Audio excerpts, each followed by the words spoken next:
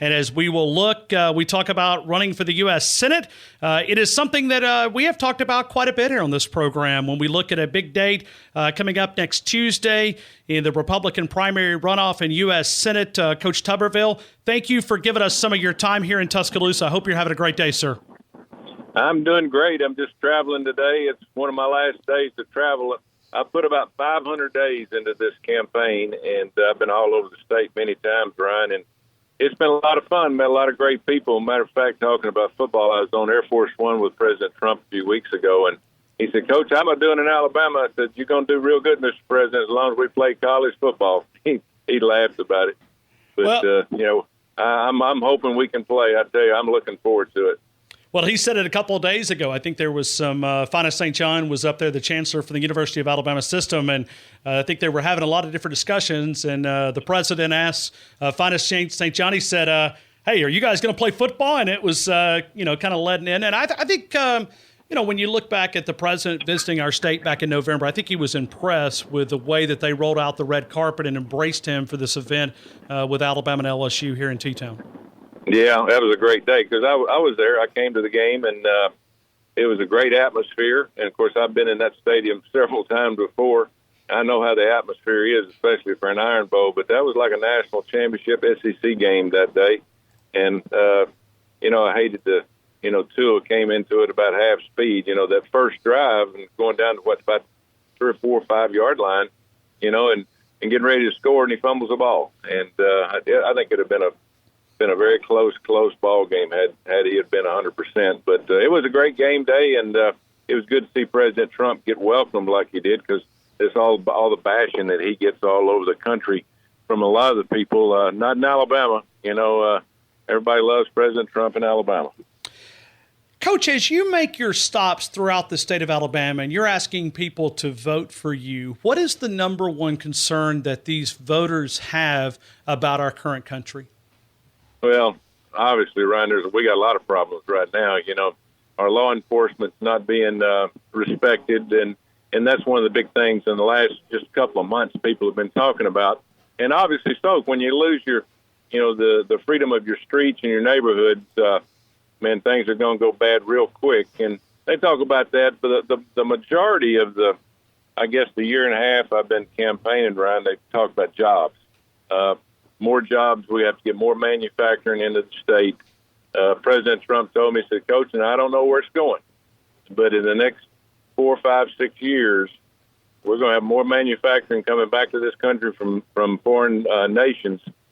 If Alabama's going to get it, you got to put your best foot forward." So that's one of the things that gives me a kind of a leg up because I know all the CEOs all over the country, and what better to sell the state than a football coach who had been here many years. And but it's all about jobs. I'm telling you, the economy, and of course, I've never seen anything like this pandemic. None of us have, but I think we've handled it pretty good to this point. Hopefully, we can continue to work through it and get more people back to work, and maybe settle down a little bit to where we can get our kids back to school, number one, and then obviously have a good football season.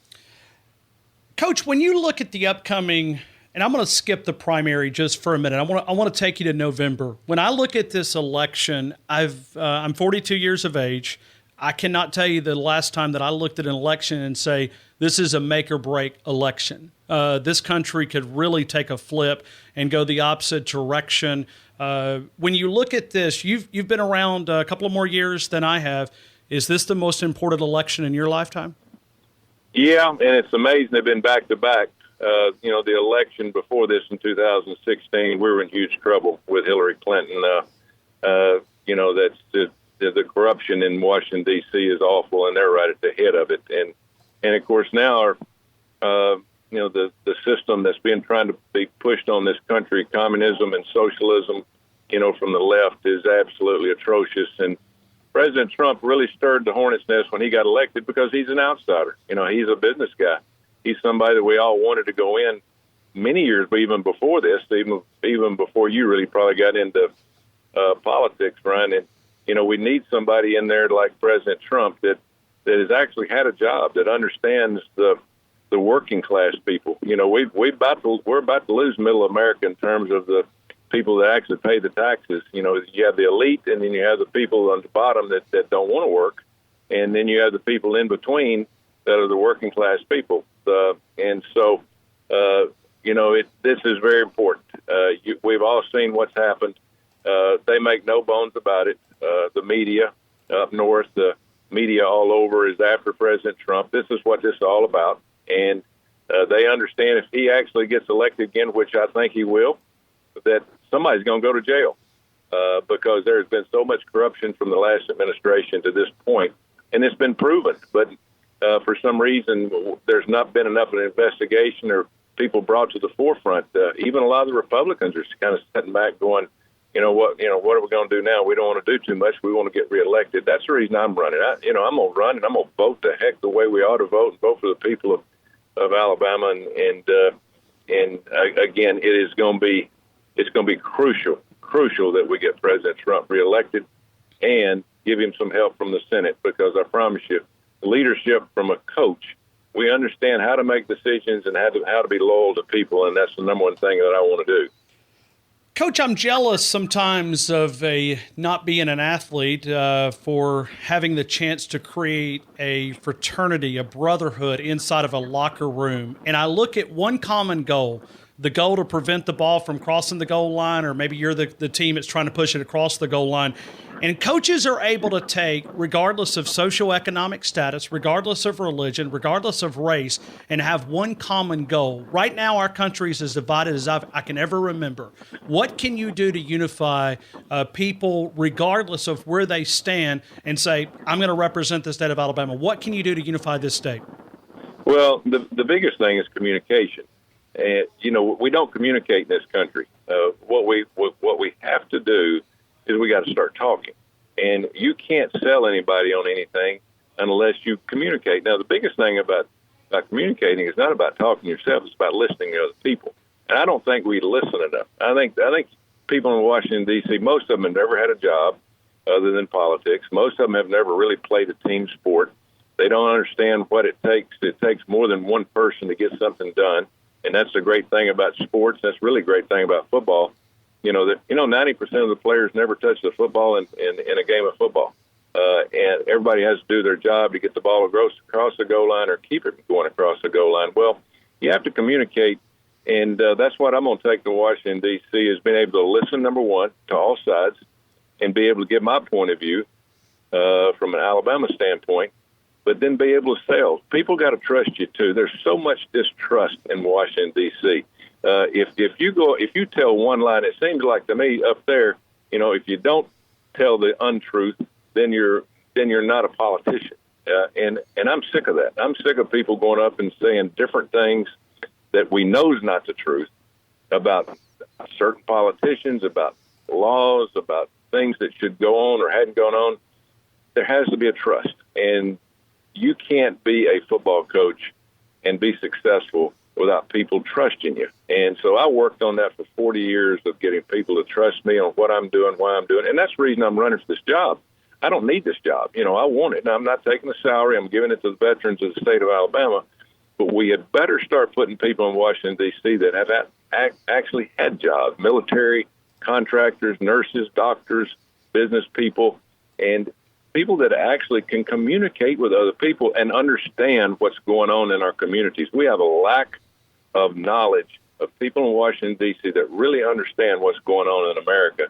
And we better wake up and smell the roses, or we're going to lose this great country that we live in today. You told me when you first jumped into this conversation of running for the U.S. Senator from the state of Alabama that you sat down and I may have missed a couple of months here. If I do, correct me, please. But you sat down with Coach Nick Saban right after you got out of coaching, and I think if I remember correctly, you said that Coach Saban said you're not going to stay out of coaching. You're going to get back in coaching.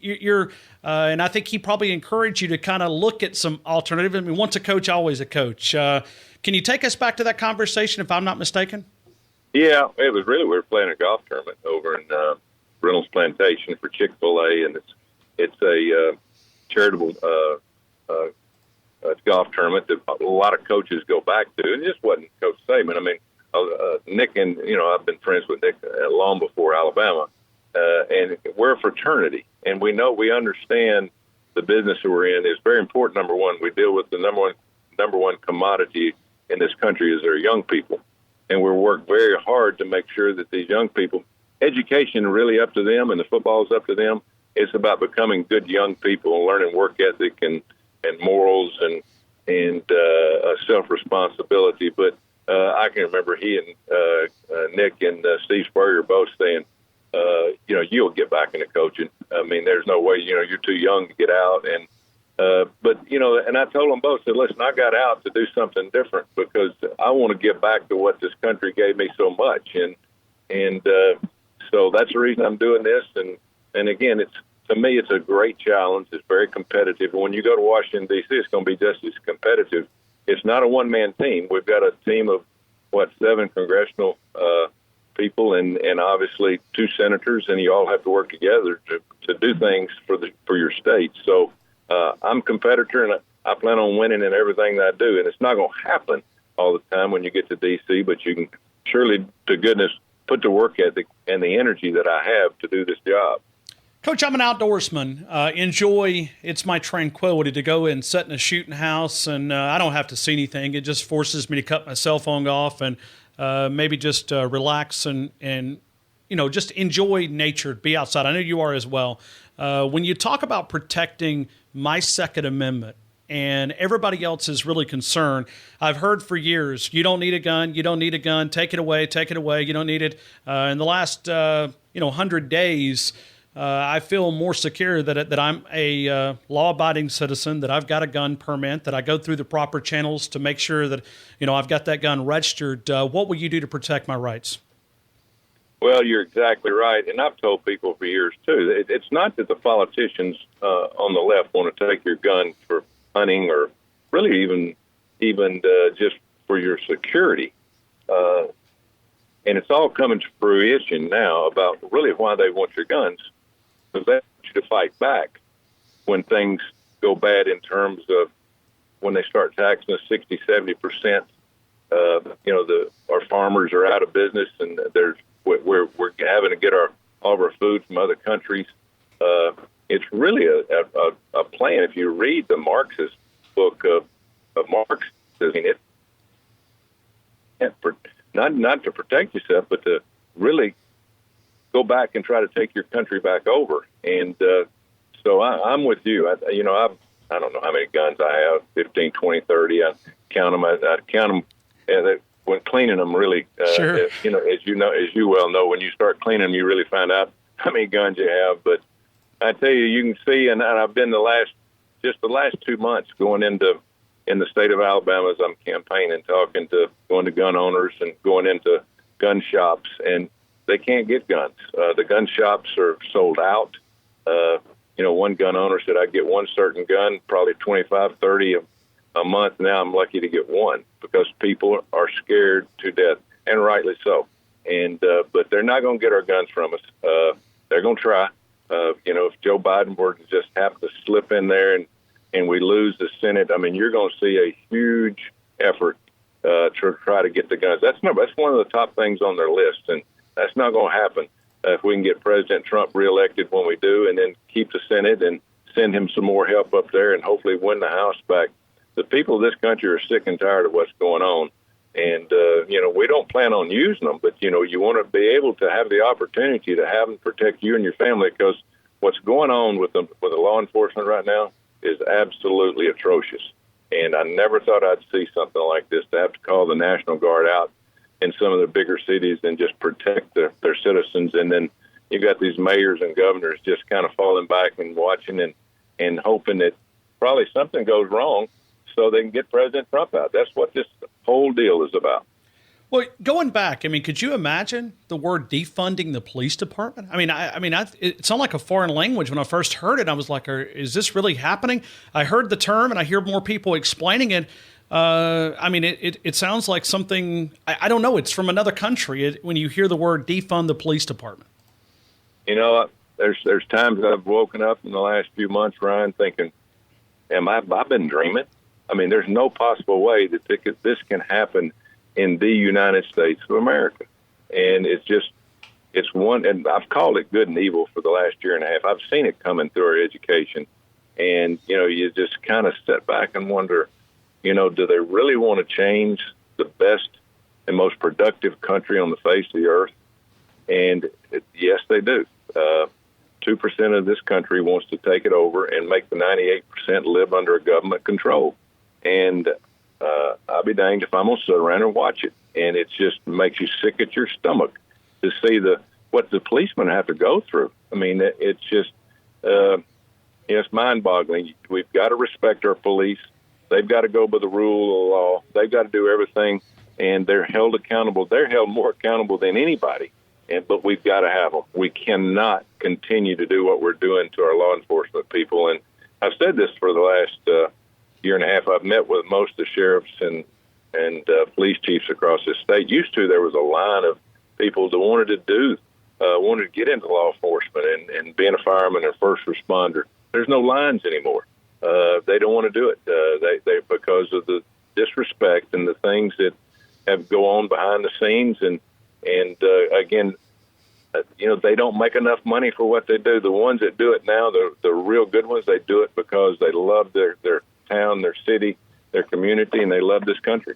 Shouldn't we be on the other side, that we could increase the funds to go out and maybe get an uptick of people, if they're sitting there looking and going, oh, I'll take this job, and maybe there's something to encourage people to get in law enforcement?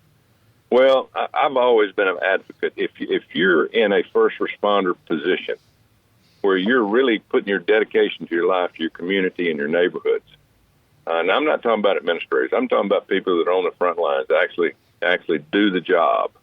Not paper pushers or anything like that. But if you're actually a first responder, why in the world do we force them to pay federal income tax? Do not make them pay any taxes unless probably a city tax or whatever.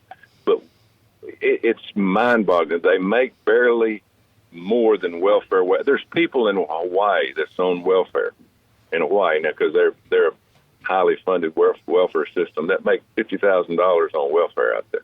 But we've got law enforcement officers that have been in it for 10, 15 years that don't even come close to that. That's embarrassing, absolutely embarrassing. We've got this country upside that we reward the people that protect us, and that's first responder, even military, and I would go even as far as nurses that do it, that get out there and they make decent, but they don't make enough for what they do for our country. And so there's a lot of situations that we have really got to evaluate, because we're not going to have people doing what they're doing right now and putting up with what they're having to put up with the left. And why would you do it? Get out of it and do something else. But thank goodness we've got them, and I want to put praise on all of them, especially through this pandemic, because the pressure has really been on all the first responders. Two final questions, one on the political side, but let's go back to football, and then I'll make the final question a political question. Should we play the game with this current virus? I mean, where do you stand? Because the local economy. If there's no college football in this state, I can only imagine what happens in Lee County and what happens in Tuscaloosa County from an economic standpoint. I'm not trying to put financial in front of this virus, but help me out. Should we play the game of football? Well, the thing about this virus, number one, Brian, it's not going anywhere for a while. It's going to change. It's going to change form. It's going to change whether it's, how we react to it. We've got to get back to work, number one. We got to put people back to work. If you're not healthy, if you're elderly, we've really got to protect those people. We really do. I mean, we're a smart nation. We can do that. We can't shut down again. We've got to open back up, and that includes our schools. And that includes things that go along with our schools. There's going to have to be some precautions done, and there's going to be some big decisions made from NCAA down to the SEC commissioners, all the football commissioners, down to the presidents and the board of trustees. But as you said, this is business. It's as much of a business as anything. We don't want to hurt anybody. We want to protect. We want to do everything we possibly can to keep people from having real bad health problems through this virus.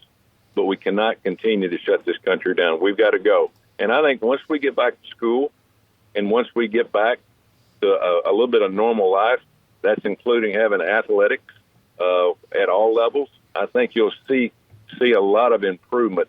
But we have got to go with this. We can't sit back. We really can. And again, if you don't have to play, I understand that, but you've got to go out there. We've got to give these kids an opportunity to get back to a real life, because if we keep putting it off, it's not going to get any better. We've got to fight. We're a fighting country. We're not soft. We're a fighting country. Let's fight this thing and fight it as a group, as a team, as a nation, as a state. And if we do that, we can overcome it. But it's going to be some knocks. It's going to be some hard knocks, but we can get it done. Final question. Alabama fans certainly could push you across the finish line. Alabama guy goes into the voting booth. He looks at two names. Why should Alabama fans get behind Coach Tommy Tuberville and push him across the finish line?